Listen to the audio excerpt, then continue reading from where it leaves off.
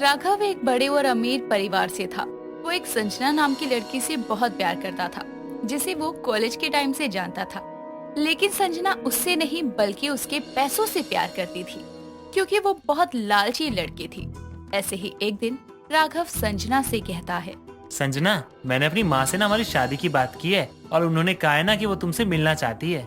पर राघव, कहीं तुम्हारी माँ ने मुझे देखकर इस शादी से इनकार कर दिया तो?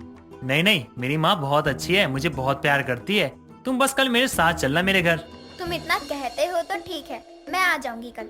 इतना कहकर दोनों कुछ देर और बातें करते हैं और फिर राघव संजना को अपनी बड़ी सी गाड़ी में बैठाकर उसे उसके घर के बाहर छोड़ आता है। अगले दिन राघव संजना को अपने घर लेकर आता है और अपनी माँ राखी से मिलवाता है। राघव की माँ बहुत ही सीधी सादी थी और राघव की माँ को देखकर संजना कहती है, नमस्ते आंटी जी। जीती रहो बेटी, कैसी हो तुम? जी मैं बिल्कुल ठीक हूँ। माँ, आपको मेरी पसंद कैसी लगी? अरे इसमें कोई शक है क्या? बहुत अच्छी और सुंदर है। राघव और उसकी माँ दोनों एक दूसरे से बातें कर रहे थे और संजना राघव के बड़े से घर को घूर घूर कर देख रही थी और राखी के महंगे गहने जेवर वगैरह देखकर उसकी नजरें उससे हट ही नहीं रही थी कि इतने में राघव कहता है, क्या हुआ संजना, यहाँ वहाँ क्या देख रही हो? कुछ नहीं, बस देख रही थी। घर काफी अच्छा बना है तुम्हारा राघव। और आंटी जी, आपके गले का हार तो बहुत ही ज्यादा सुंदर है। हाँ, ये पूरे 5 लाख का है। राघव के पापा ने दिया था मुझे। 5 लाख? ये बुढ़िया तो बड़ी ही अमीर है। अरे तुम फिर खो गई। अरे कोई नहीं संजना बेटा, अब तुम मुझे अपने माँ पापा से मिलवा दो ताकि जल्द से जल्द हम तुम दोनों की शादी करवा दें। ठीक है आंटी जी। अब कुछ दिनों बाद संजना के माता पिता राघव की माँ से मिलकर दोनों की शादी पक्की कर देते हैं और 2 महीने बाद दोनों की शादी भी हो जाती है। लेकिन शादी के 1 हफ्ते के अंदर ही राघव की एक कार एक्सीडेंट में जान चली जाती है। राघव के मर जाने के बाद उसकी माँ राखी और संजना बहुत गरीब हो जाते हैं और राखी संजना के साथ एक छोटे से टूटे फूटे घर में रहने लगती है। एक दिन संजना राखी को ताना देती हुई कहती है, हे भगवान, मेरे तो कर्म ही फूट गए। सोचा था अमीर घर में शादी होगी तो ऐश की जिंदगी बीतेगी, लेकिन यहाँ तो इस टूटे फूटे घर में ही जीना पड़ रहा है।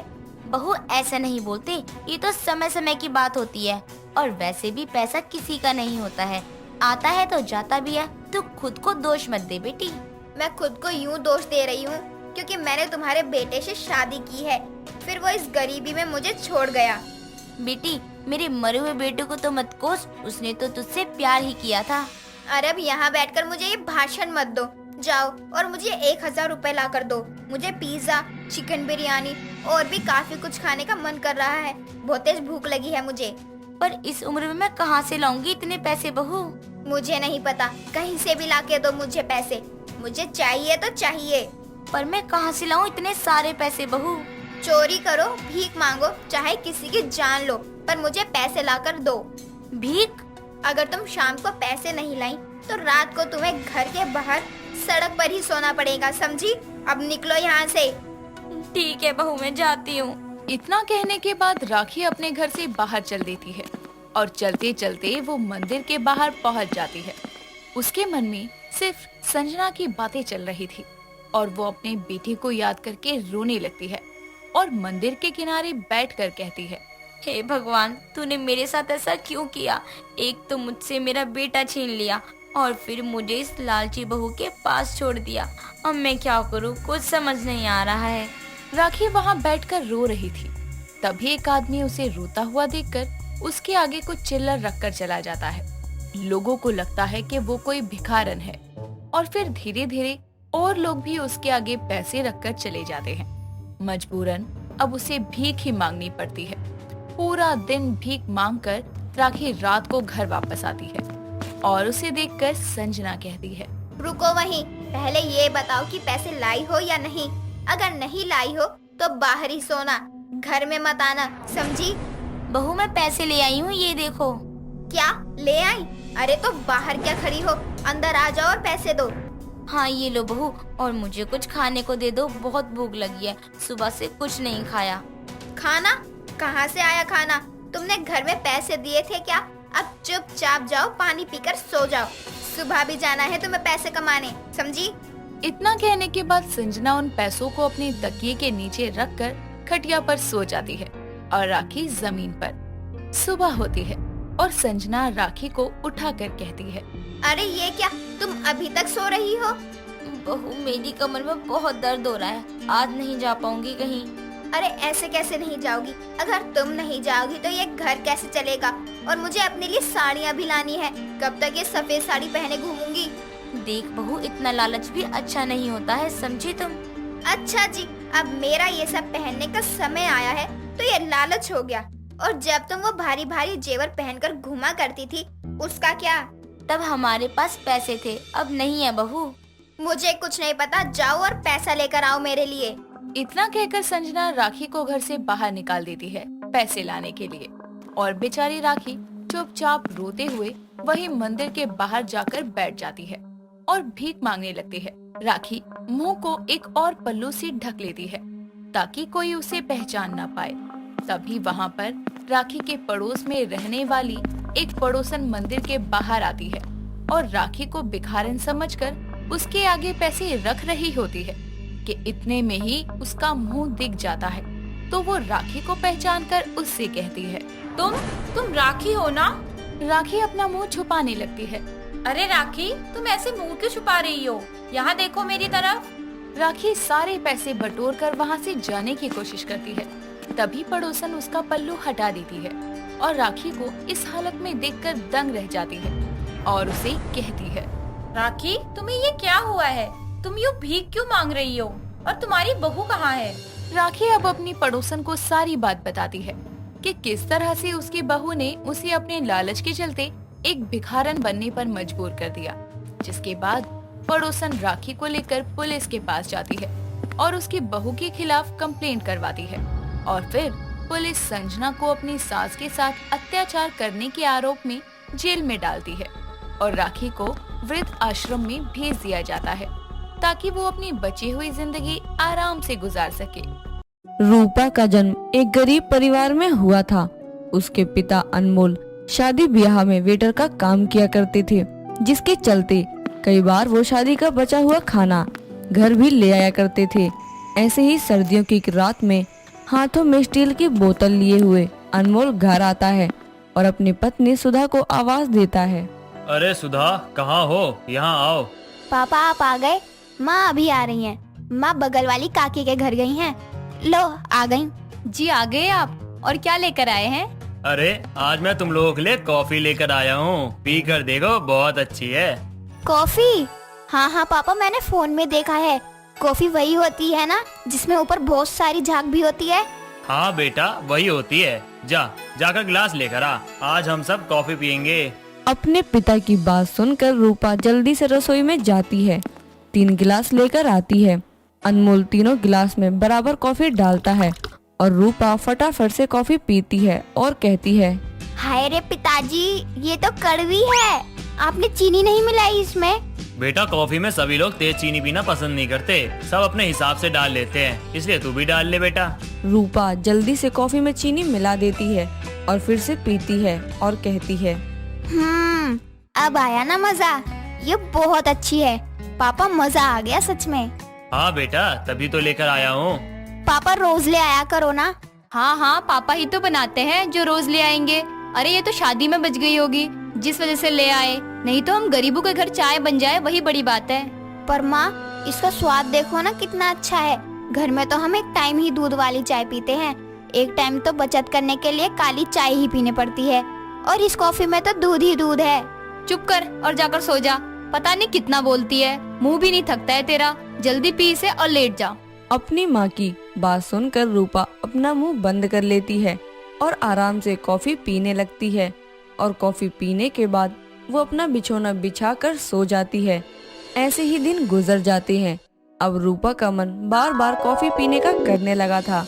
ऐसे ही एक दिन वो बैठे बैठे खुद से कहती है, क्या करूं? पापा तो पता नहीं कब दोबारा कॉफी लेकर आएंगे और मेरा मन अभी पीने का है। माँ का मन कर रहा है। क्या करूं?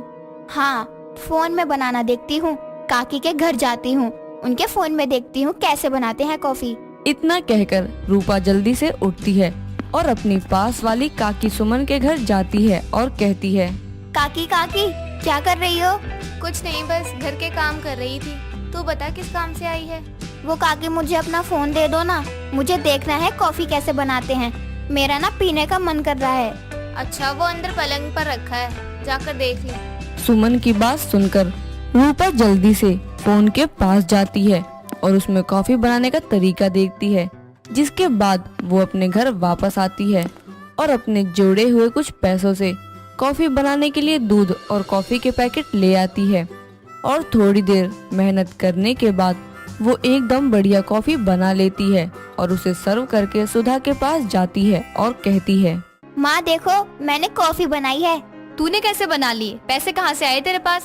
माँ जो पापा पैसे मुझे देते हैं वही जोड़े हैं मैंने, और इसको बनाने की विधि मैंने काकी के फोन से देखी है, वही से सीख कर बनाई है। आप भी पीकर बताओ ना कैसी बनी है। ठीक है, रुक जा, पीती हूँ। इतना कहकर सुधा रूपा के हाथ की बनी हुई कॉफी पीती है और कहती है, अरे वाह रूपा, तूने तो एकदम बढ़िया कॉफी बनाई है, मजा आ गया पीकर। हाँ माँ, ये तो बढ़िया बनी है। अब से घर में कोई खास मेहमान आएगा ना तो हम उसे कॉफी ही बनाकर पिलाएंगे। ऐसे ही वक्त बीतता जाता है। रूपा अब आए दिन अपने घर वालों को कॉफी बनाकर पिलाने लगती है।